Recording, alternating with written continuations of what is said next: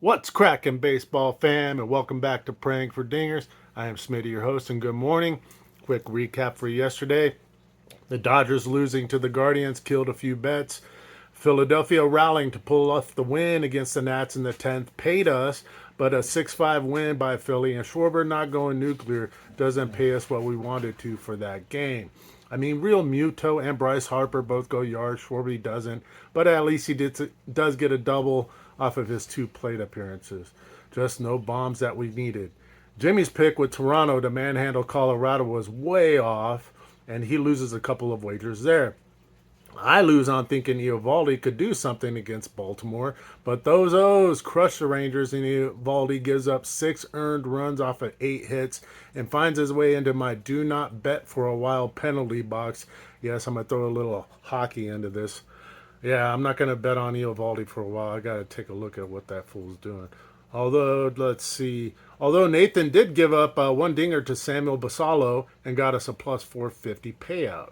Sandy Alcantara with the fish ended up going all 9 innings to complete the game, and Miami's 10-0 decimation of the White Sox. Sandy ended up with 7 Ks and only 3 hits.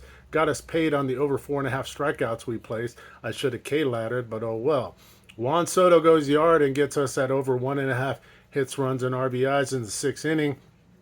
And all of the home run and stolen base plays don't come through it, with the exception to Ben Rice and Basallo, the only two that hit for us. We did hit in the evening window with the under in the Cleveland and LA Dodgers to go under 7, and the Padres to beat the Giants by at least 2.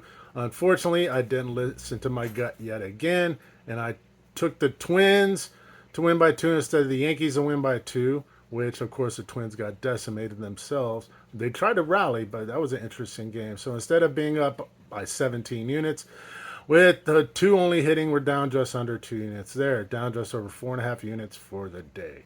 But we'll brush that off and get into today's short slate. With one game postponed, there's only 3 left. My pick, I'm looking at Minnesota and Kansas City. There's a chance for rain during the game. Playing in 66-degree weather with 20-mile-an-hour plus 30-mile-an-hour gusts blowing right out to center. I believe it's going to be a hitter's paradise, and there's even a boost percentage of 18% for homers at Kauffman today. I'm confident Bradley will give up some runs.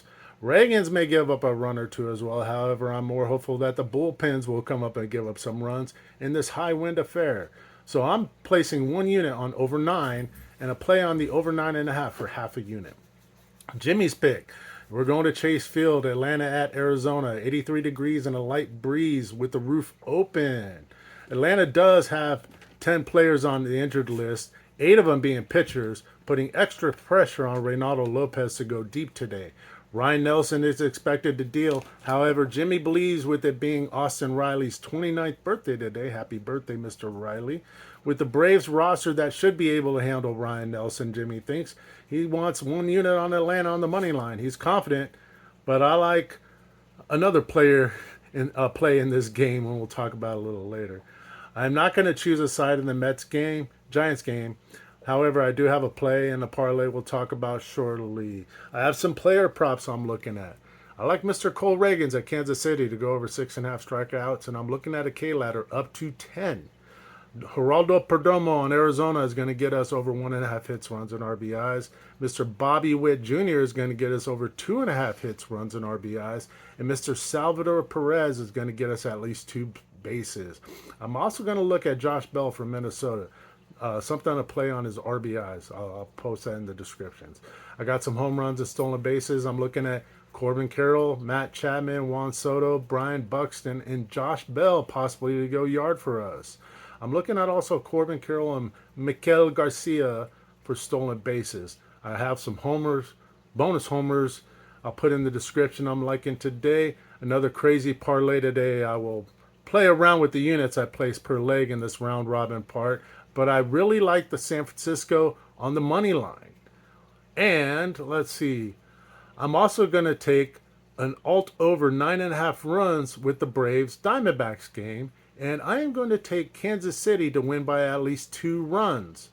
I won't be placing more than 5 units total on this whole bet to include individuals, the round robin, as well as a parlay, but potentially we should win over 17 units with that play.